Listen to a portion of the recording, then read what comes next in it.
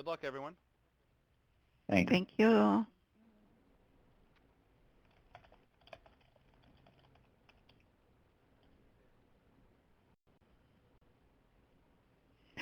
Greetings, everyone. My name is Amy Banks, and I would like to welcome you all to the webinar, Using Federal Contracts to Enhance School and Campus Security.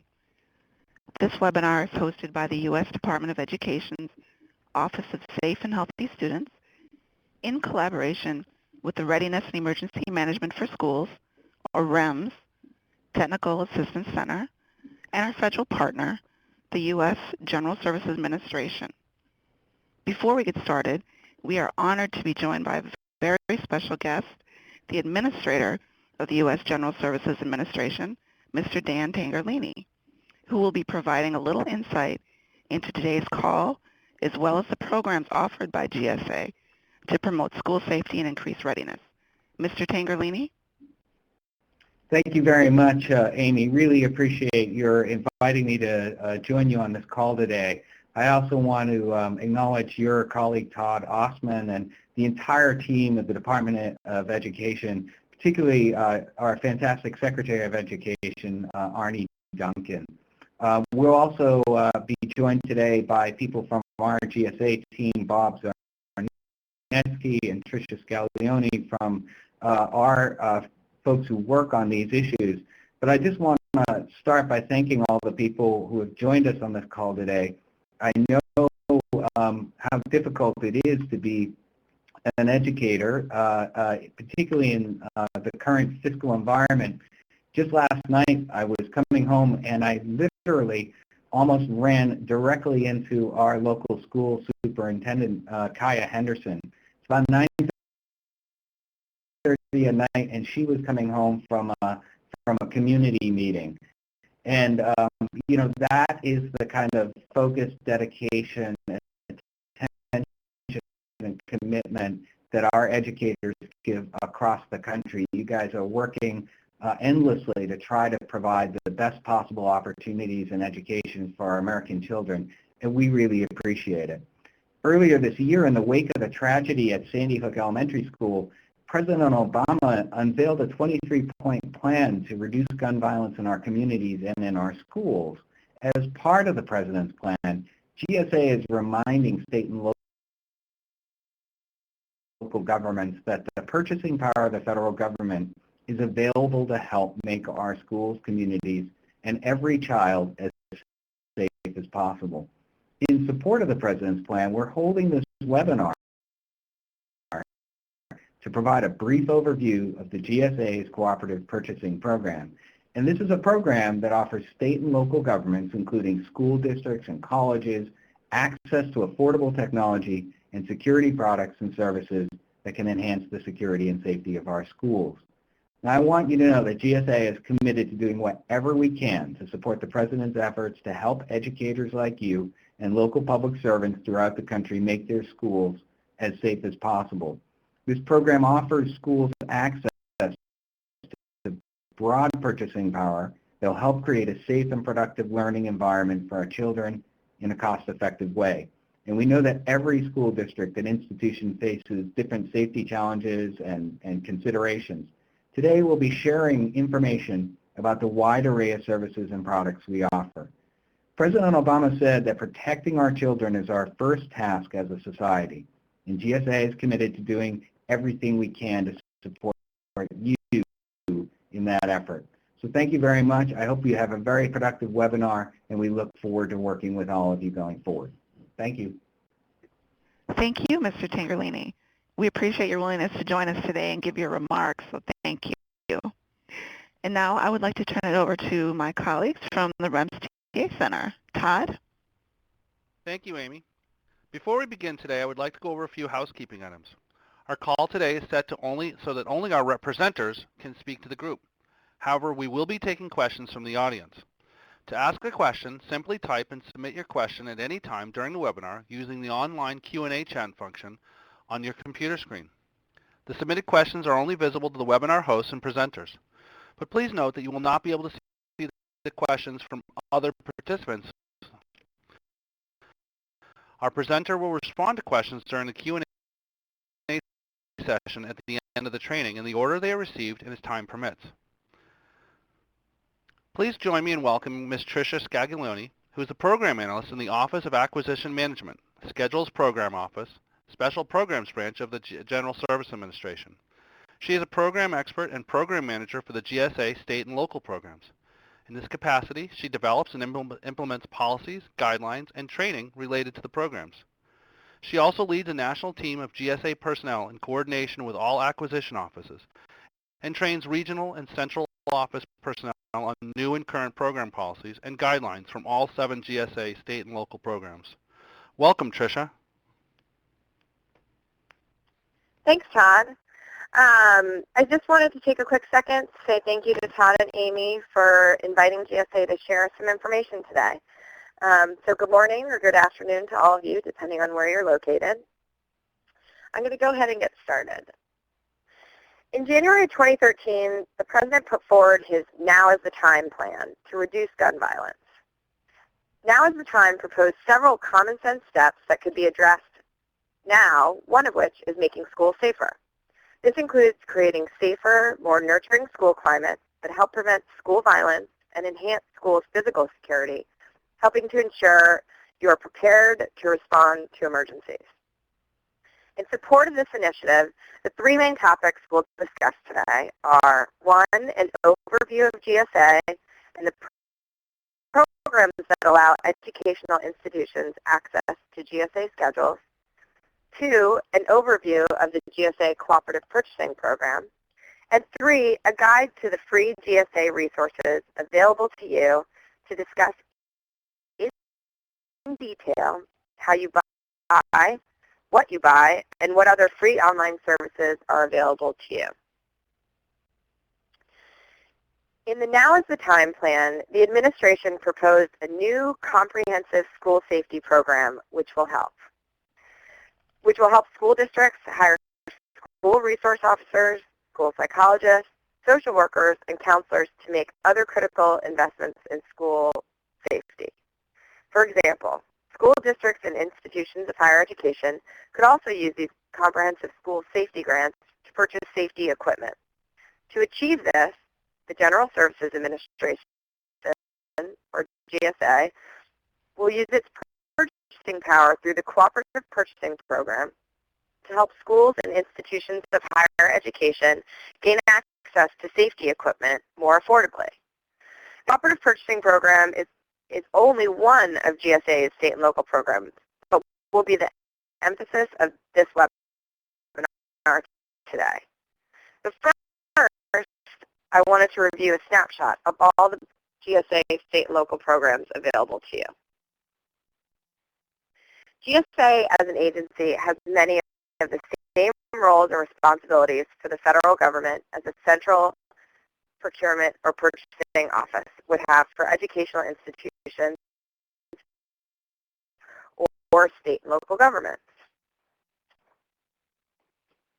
GSA is all things procurement, and as such developed the Multiple Award Schedules program, also known as the Federal Supply Schedules or schedules, to create efficiencies and leverage buying power for federal agencies. Under the Schedules program, GSA establishes long-term government-wide contracts with commercial firms to provide millions of supplies and services at volume discount pricing. In recent years, Congress recognized the benefits of the Schedules program and has authorized access for state and local governments to some schedules under a handful of programs. GSA, in support of the previously mentioned Now is the Time plan that included presidential executive actions in support of safer schools, is looking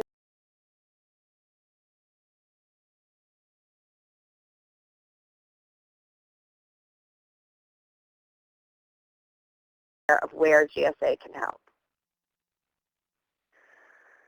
Currently, there are 7 GSA state and local programs available to state and local governments.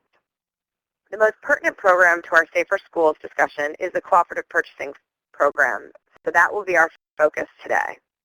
However, please visit the GSA website, gsa.gov/state and local, for a complete list and description of all the programs that GSA has to offer our state and local communities, including a brand new disaster purchasing program that allows educational institutions to access all schedules to prepare, respond, and recover from disasters. Additional resources under this program allow for emergency planning services, grant management services, emergency kits, bottled water, tents, cots, temporary shelters, etc. Or, as an educational institution, you can take advantage of our Computers for Learning program, which allows federal agencies to donate computers to local educational institutions via our computersforlearning.gov online application. Later in our discussion, I'll discuss with you how to get in contact with your local GSA representative who will be able to discuss all of these programs in depth with you.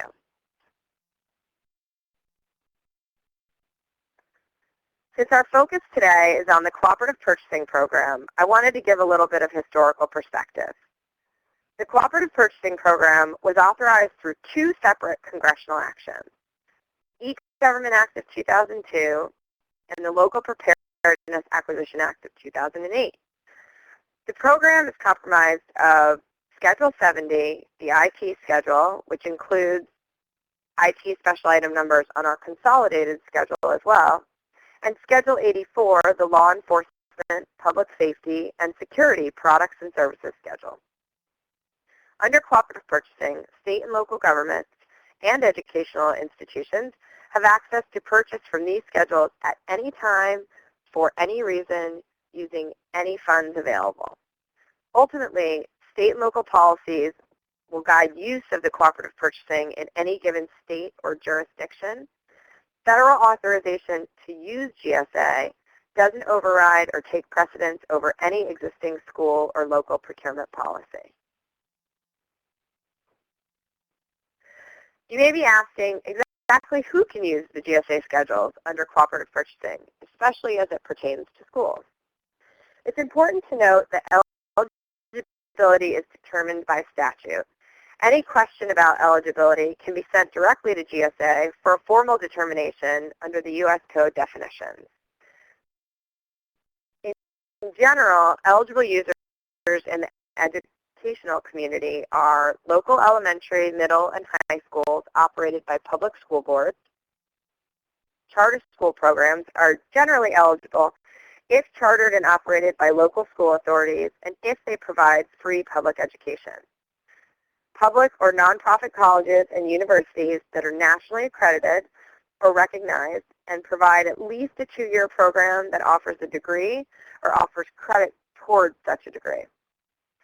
Private or parochial K-12 schools are generally not eligible. The key elements of eligibility are really the agency character of the organization and the free character of education.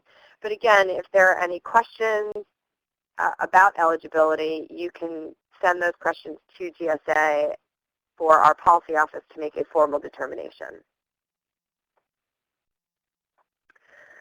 Now, what's available under cooperative purchasing that can help support the Safer Schools initiative? On the slide, you see a snapshot of targeted products and services available to schools in support of the Safer Schools initiative. These products and services all fall under the cooperative purchasing program.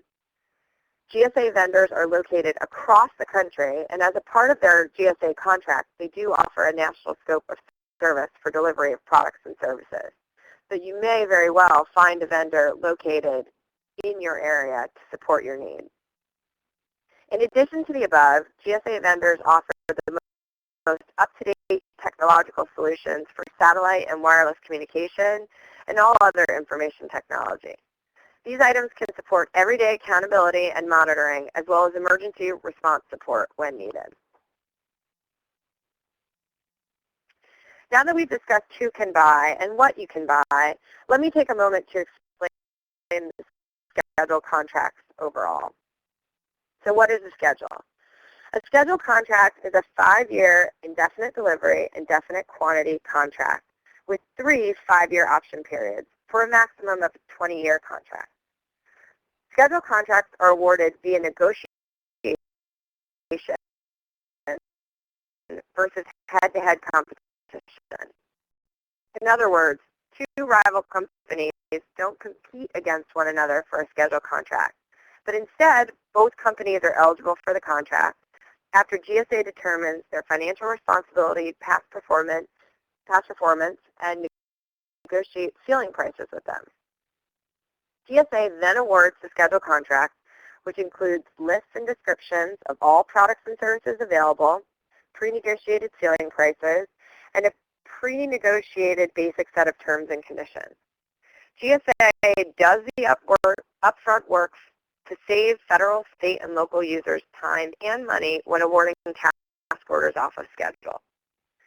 Task orders placed under schedule are considered to be their own contracts between the non-federal government entity placing the order and the contractor receiving the award.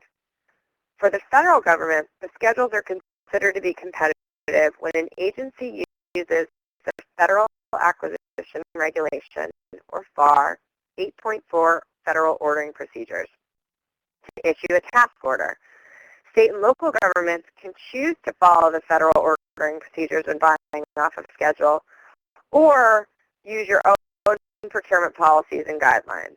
This is something that each jurisdiction must determine on their own.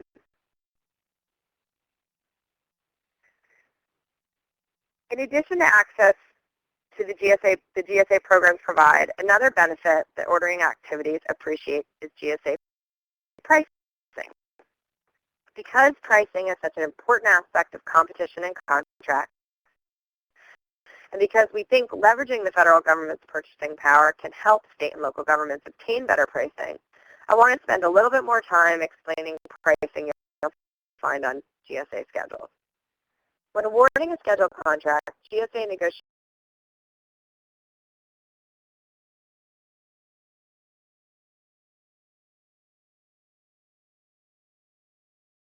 the federal government is one of the largest purchasers in the world.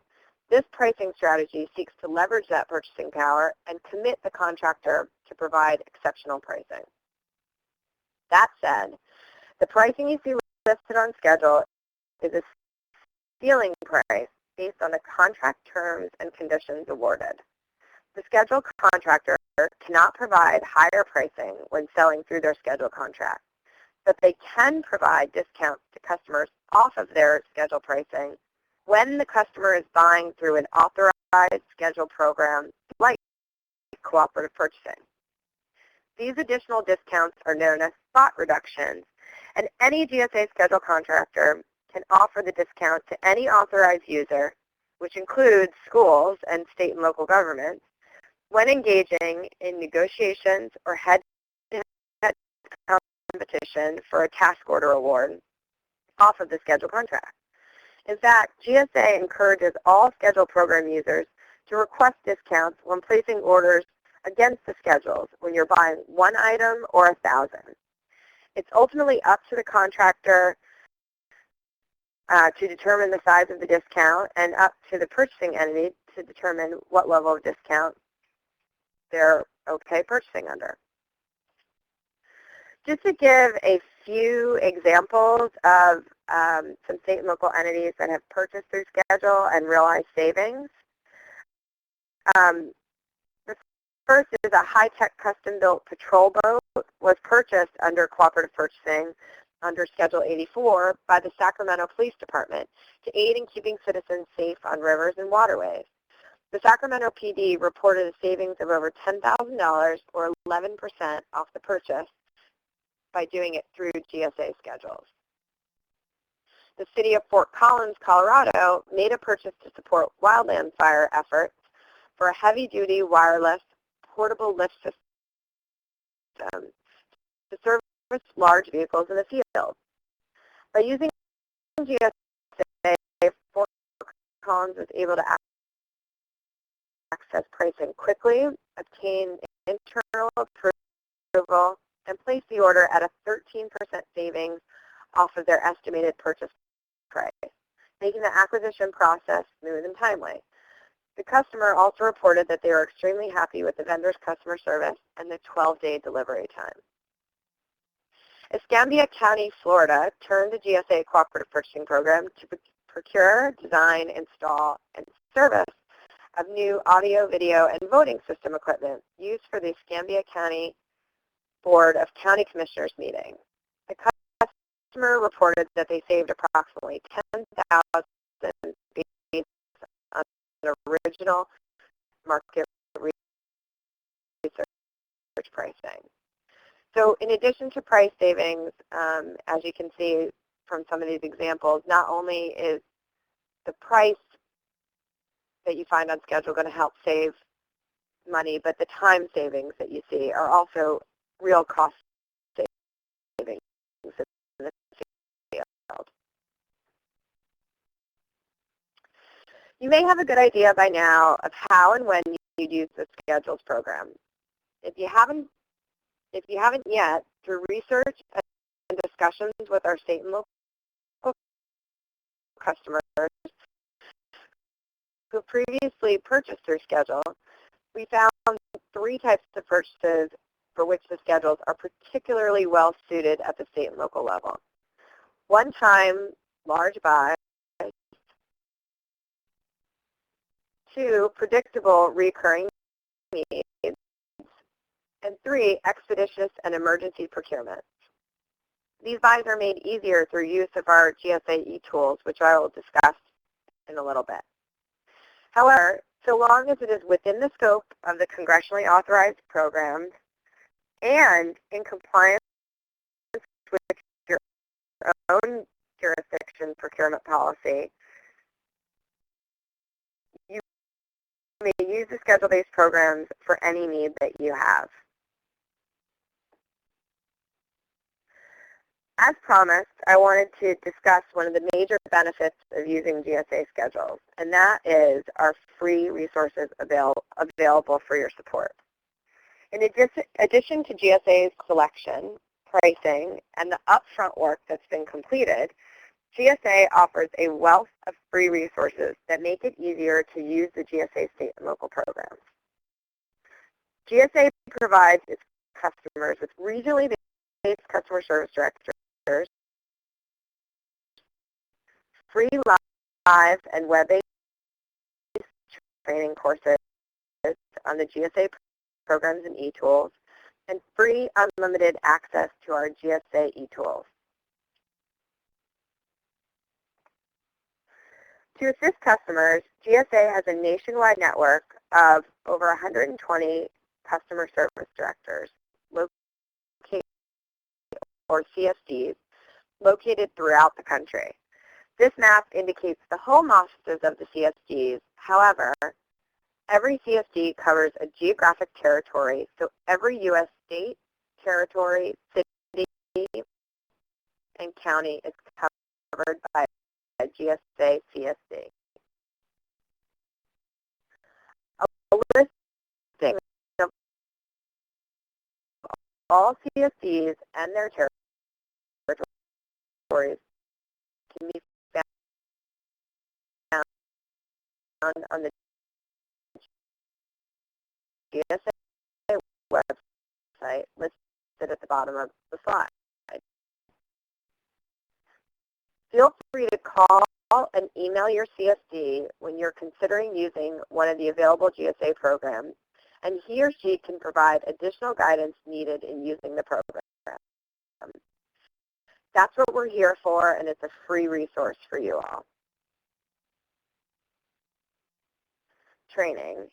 So you can also email or call your CSD to schedule free in-person or webinar training for any of the GSA state and local programs and e-tools.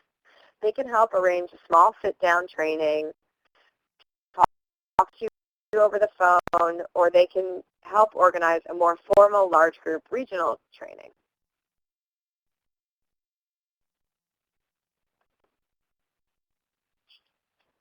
Our GSA suite of e-tools.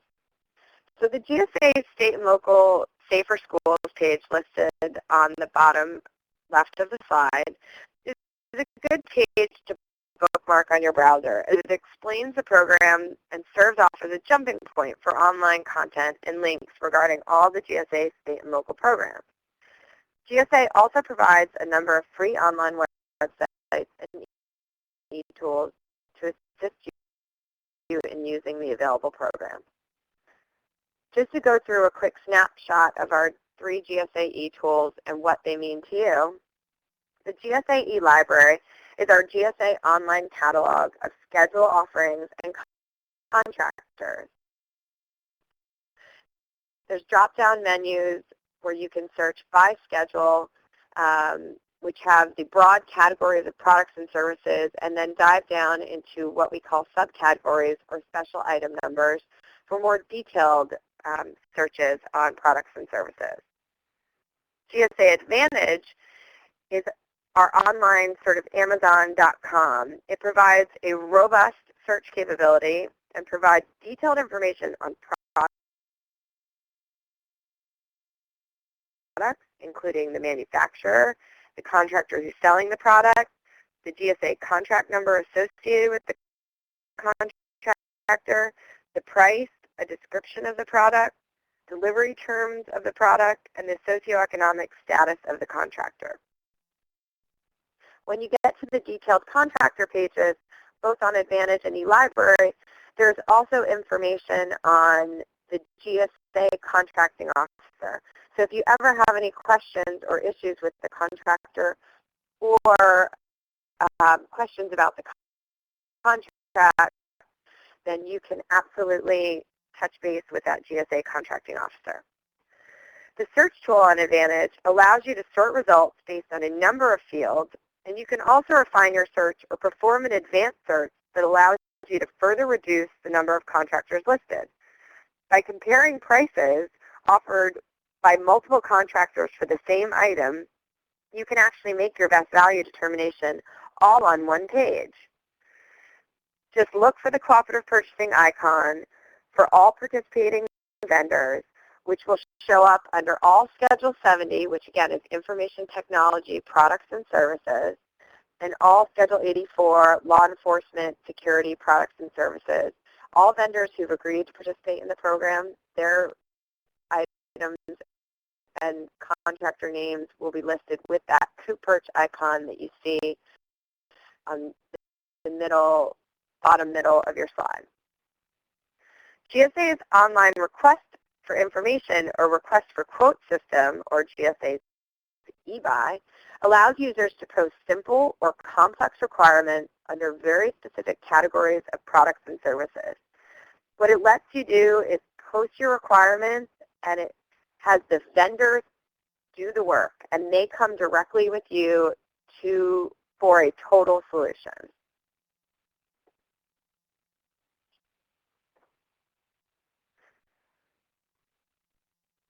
GSA likes to communicate with our customers using social media and the interactive web 2.0 tools available to us today. We have active accounts on Facebook, YouTube, and Twitter through which we provide our federal, state, and local customers with up-to-date information on GSA programs, events, and initiatives. So please follow us, friend us, and watch us. And thank you all so much for having us here today.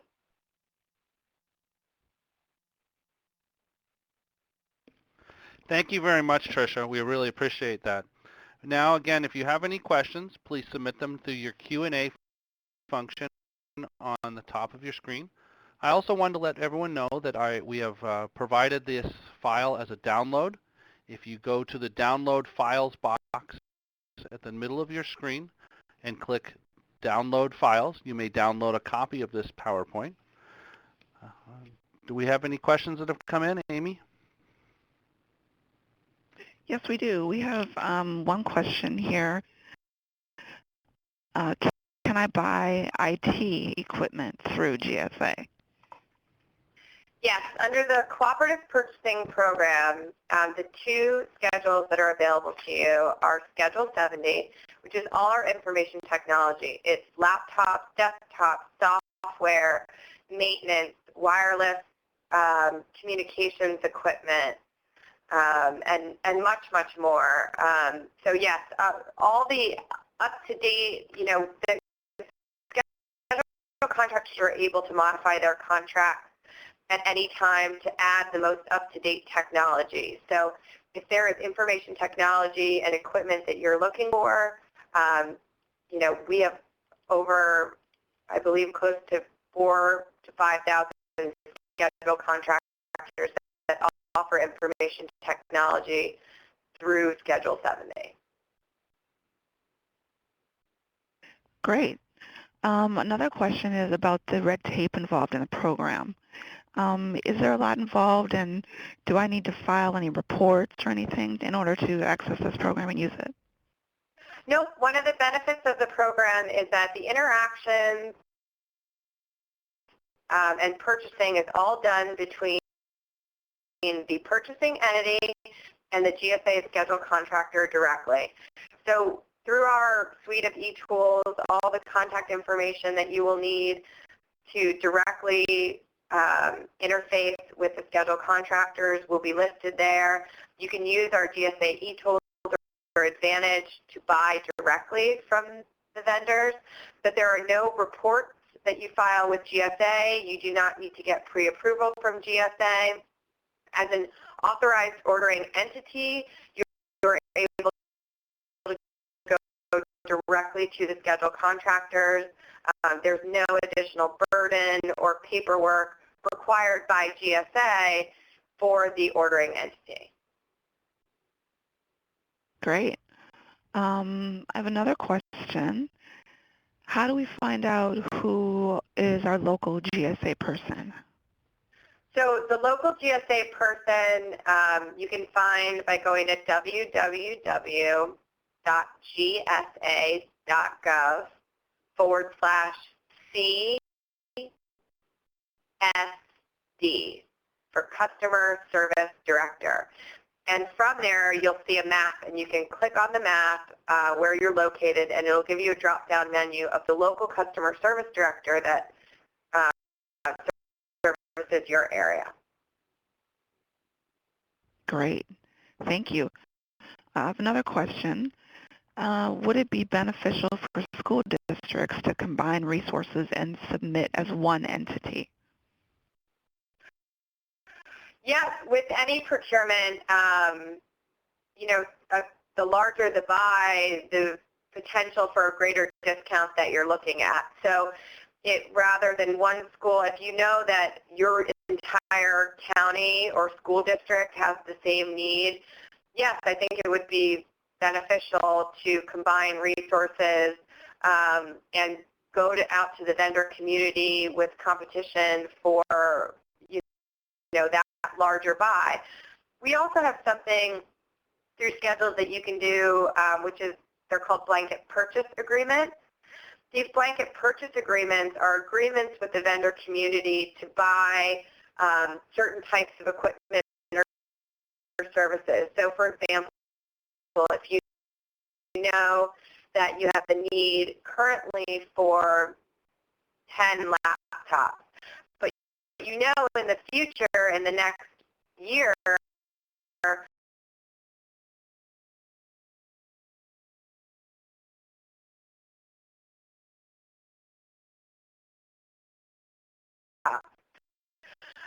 what you can do is execute a blanket purchase agreement with one or multiple vendors to establish set pricing and terms and conditions under which you will buy the laptop, and then you can place an initial order, and then if you have the recurring need, you can then go back to those contractors that you have a blanket purchase agreement with and execute additional orders without having to renegotiate pricing because you've done the competition up front when establishing the agreement. So if your local procurement regulations allow, that is something that the federal government takes advantage of when we know there is a recurring need. Great. I have a couple questions about types of purchases, types of Sure. eligible equipment. One is asking about bus security cameras, if those are eligible. Bus security cameras. We should have security camera. I'm not sure the ins and outs of the bus security cameras because it's mobile, but we do have satellite communications. We do have security cameras. So I would imagine we do have something that could meet that need on schedule. But that is something that your local customer service director can help you search through our e-tools to make sure that we have, and they can help connect you to the vendors that offer those specific products and services. Great. Another question is there technological equipment available other than something like a metal detector, something like a camera system or something that's less intrusive? Is that something that might qualify? Of course. We have under Schedule 84, entire security systems, security and alarm systems. Again, the schedules offer commercial products and services. So almost pretty much anything you can find commercially, you can find through the schedule. There are thousands of vendors under Schedule 84. So it could be as simple as an alarm and security system or key card access or thumbprint access,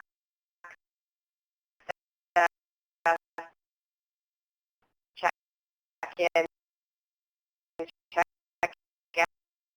out, sort of all of the above. Great. What about software programs? Are those available in terms of the eligible purchases? Yes, software is available, both perpetual and term software is available through Schedule 70 under this program. Perfect. Another question. How do I become an authorized entity? Is there any cost to participating? There is no cost to participating, and again, there's no registration required or prior approval required with GSA.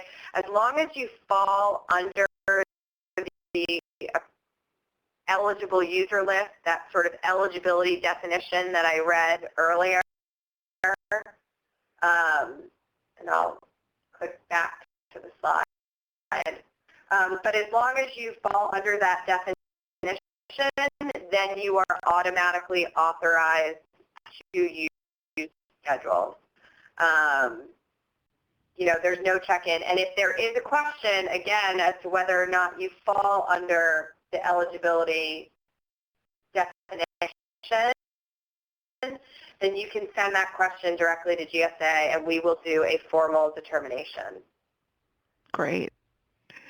I have an interesting question. That although it appears that private or parochial K-12 schools are not eligible, can they work with eligible entities to access resources? Yeah, I mean, the bottom line is the people that are buying need to fall under that eligible entity list. So the public K through 12 and the colleges that are authorized. But if the public school is willing to do a purchase on behalf of a non-eligible private school, GSA has no problem with that.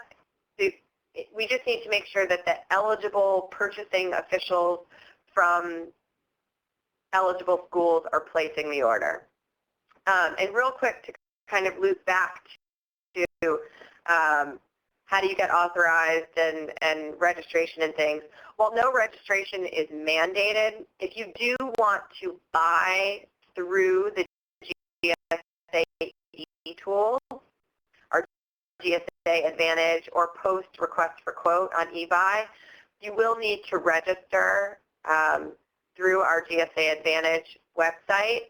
And if you go to the GSA Advantage website, if you have a .edu, there will be instructions on how to submit information to our GSA help desk. They will then approve your domain. They want to make sure that it's authorized purchasing officials that are registering, because purchases cannot be made for individual use or for resale. So as long as it's an authorized entity that's purchasing, either through the system or outside the system, that's all that matters.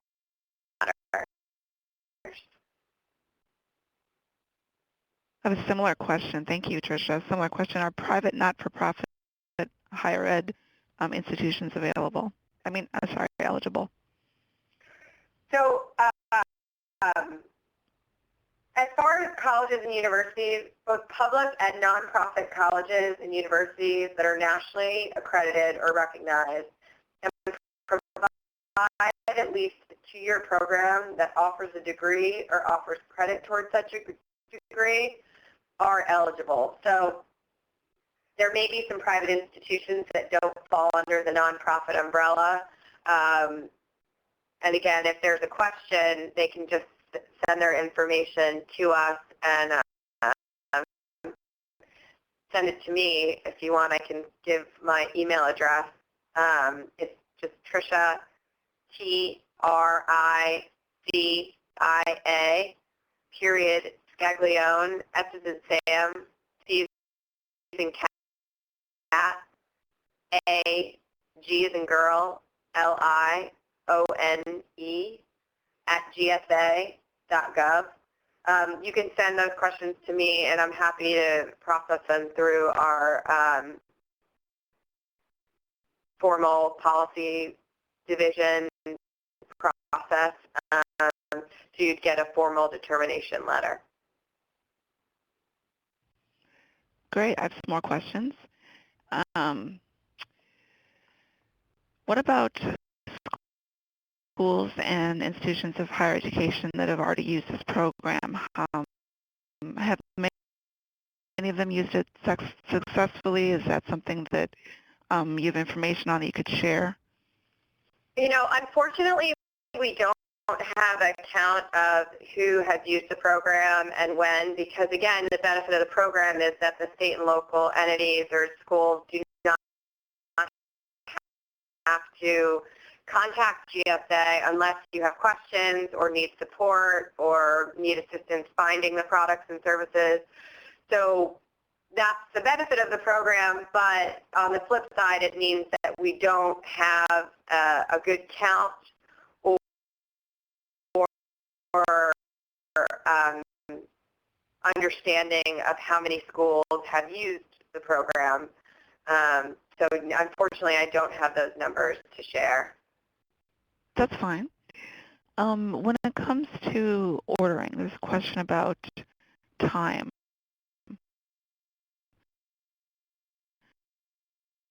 Do you have a sense of the time frame that the ordering process requires? It's going to depend on what you're buying, how much you're buying, how much competition your local jurisdiction requires. We have done the basic work, as we stated. We've checked financial responsibility. We've checked past performance. We've pre-negotiated a basic set of terms and conditions that the vendor is required to follow. But outside of that, it will depend on if there are additional terms and conditions that you as a state or local entity would like to add to that, which you absolutely can, as long as they are agreed to by the vendor and they're sort of an enhancement of the terms and conditions that we have. They cannot conflict with the terms and conditions we have. So it's going to depend really on your state and local entity process and what your guidelines say about when you're buying off of federal contracts or GSA contracts or cooperative contracts. Great, that's helpful. That's helpful. Let's see if I have some more questions.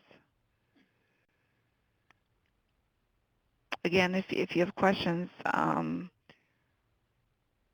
feel free to submit them through the chat feature. We'll get them as quickly as we can.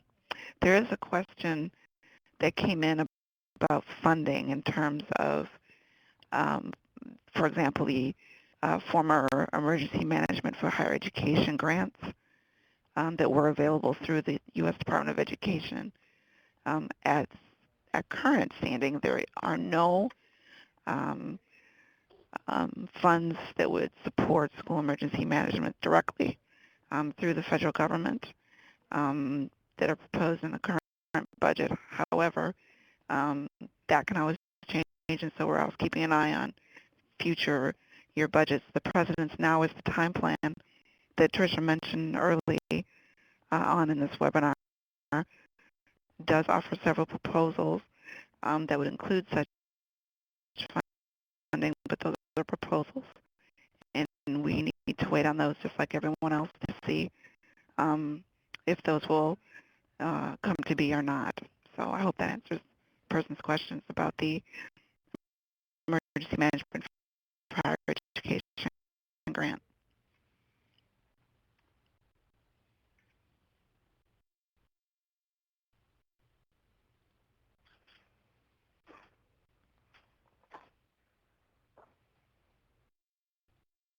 Again, feel free to submit any additional questions.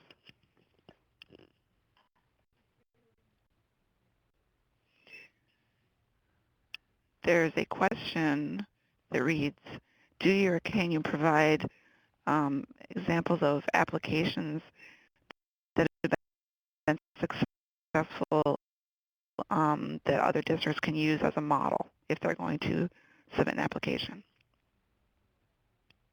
I'm not sure what you mean by application.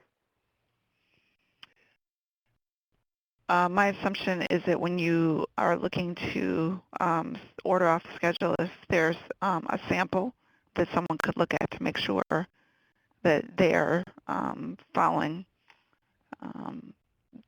everything correctly, such that their order would be successful. No, again, unfortunately, because the ordering is done at the local school or the county, we only have what people are willing to provide us with.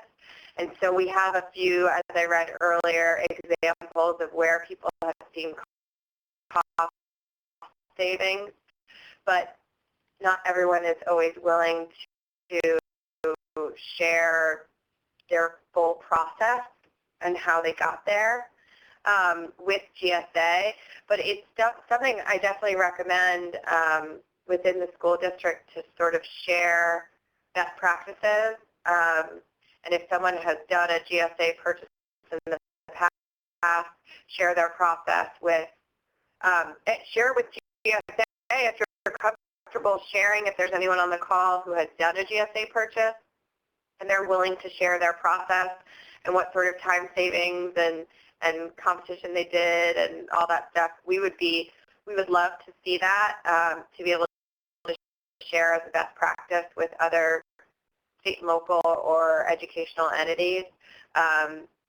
But we don't have a full example of, a process that someone follows because, again, every jurisdiction is different on how they have to process an order through schedule.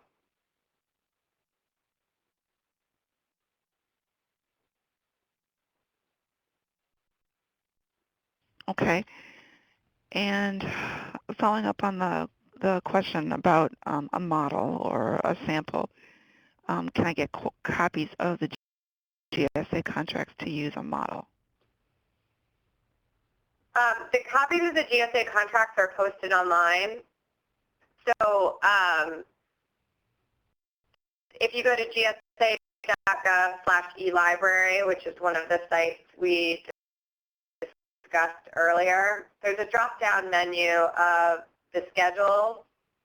And if you go to that schedule, at one of the tops of the page, to a little bit to the right, there is a link to the GSA solicitation. And that'll take you to the solicitation with all the terms and conditions that the contractors under that schedule follow. It's a pretty lengthy document for each of the schedules. most of them are, the basic T's and C's are the same, but if there are things unique to the world of technology, those will only be in Schedule 70. They won't be in another schedule contract. So if you want to look at the T's and C's, which I recommend you do, since when you quote that GSA schedule contract number, you're incorporating those terms and conditions into that schedule, into that order.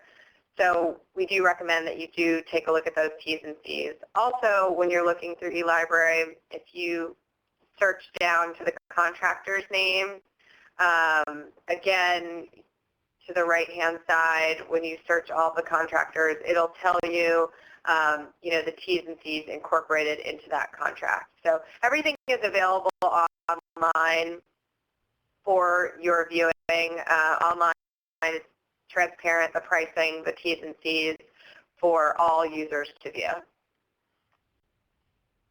Okay. I have another question. In terms of the prices listed, is it possible to ask for a lower price and negotiate? Yeah, it's always possible to get a lower price. Again, the pricing that you see on Advantage is ceiling prices. The contractors are not able to offer you a price higher than what you see on Advantage, but they are always able to lower the price to you when selling through schedule, and that's sort of a distinction I want to make, because if they sell to you off schedule, not through cooperative purchasing, they may be in violation at a lower price. They may be in violation of their price reduction clause, because when we negotiate these ceiling prices, we negotiate them based off of the other categories of customers that schedule vendors sell to. So if we've negotiated a 5% discount off of commercial or 5% off of what they offer to their state and local customers, if you as a state and local entity come in and they offer you a discount below the schedule price, they would have to come in and lower their entire schedule price to continue to maintain that negotiated price relationship. If they sell to you through schedule under cooperative purchasing, they can lower their price as much as they want, and it will not affect their overall schedule contract price. So the vendors need to be aware of how they negotiated their schedule contract. It doesn't always trigger that price reduction overall if they sell outside of the contract. It matters how they've negotiated that pricing relationship. But if you're buying through schedule, the contractors, this is why we encourage you to do competition, even for small buys under schedule, or pick up the phone or email them and say, I see your price, but what can you do for me? I need 10 of these, and I want a lower price. They can always offer you those spot reductions when you're buying through schedule.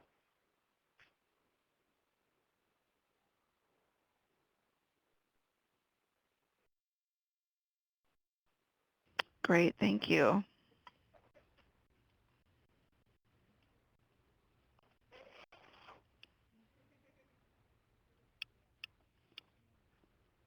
I see a question on, can you talk about or go over what competition is required when buying through schedule? And if I'm interpreting the question correctly, again, the level of competition required is mandated by your local procurement regulations. The federal government, GSA, does not determine how much competition you need to do at your local level. That will be determined by your competitive procedures and regulations. GSA does recommend that you use the Federal Acquisition Regulation 8.4, FAR 8.4 procedures, which are linked from our website.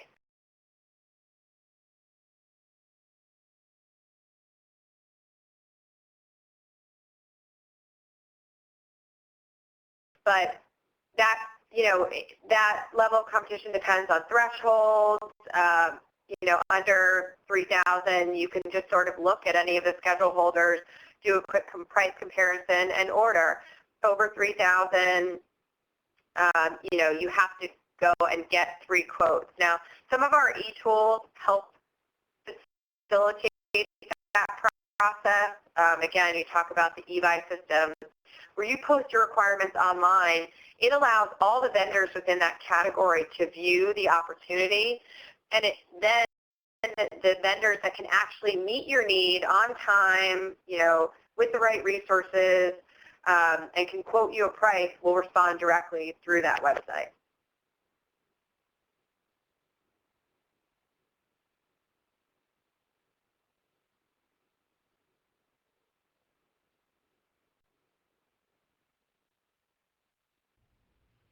Great, thank you.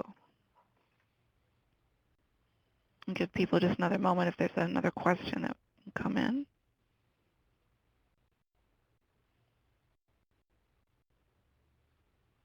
There's a question about negotiating. It says, I was also interested in what other negotiating factors you should try to include to lower price with a contractor. For example, Tricia, she says that you mentioned having a large purchase with other districts. Yeah, as far as, I think it would work as most other procurements.